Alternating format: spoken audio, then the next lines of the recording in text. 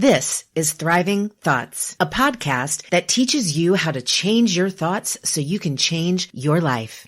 I'm Dr. Sherri, clinical psychologist turned thought coach. In each 5-minute episode of the Thriving Thoughts podcast, we will discover one lie we believe about ourselves, others, or the world that lures us into a surviving mindset. Then we'll learn the truth that leads us into a thriving thought world. And to bridge the gap between knowing and doing, I'll teach you one practical thought tool you can start to use right away. Consider me your personal thought coach, and each episode your personal thought coaching session. I want you to thrive, to grow, flourish, and prosper. And here's your first truth. If you want to thrive, you have to choose to do the work. The daily deliberate work of changing the way you think so you can change your life. Welcome to the Thriving Thoughts community. Let's get ready to speak truth over the lies so we can thrive in any and every circumstance. When someone does or says something that hurts, we want the hurt to go away. Unfortunately, we tend to look to the one who hurt us to heal us.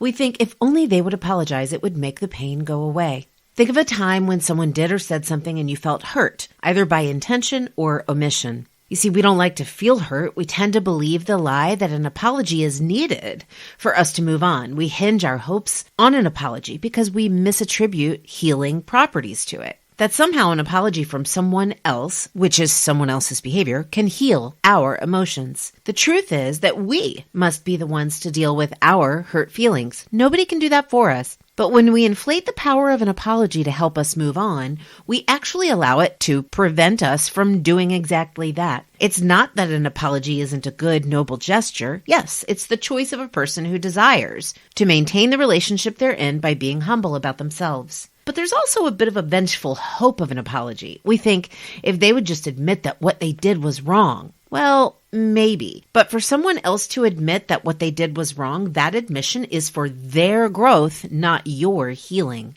The truth is that if you ask, beg, or wait for an apology, you're waiting on someone else to do the work they need to do on themselves.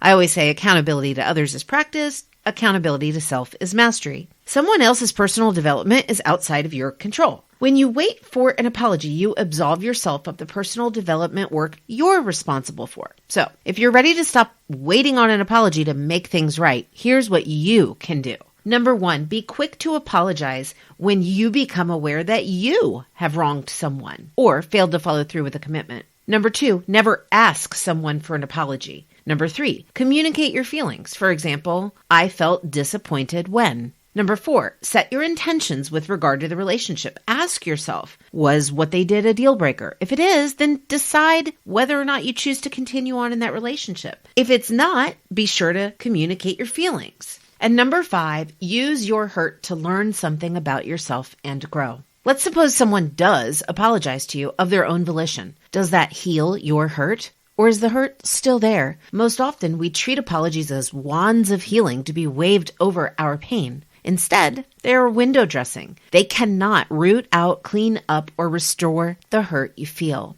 Don't believe the lie that an apology from someone is your key to healing. Instead, understand the truth that your healing is up to you. No one but you can work through your hurt. It may not seem fair. It is true. Kevin Hancock said, apologies aren't meant to change the past. They are meant to change the future.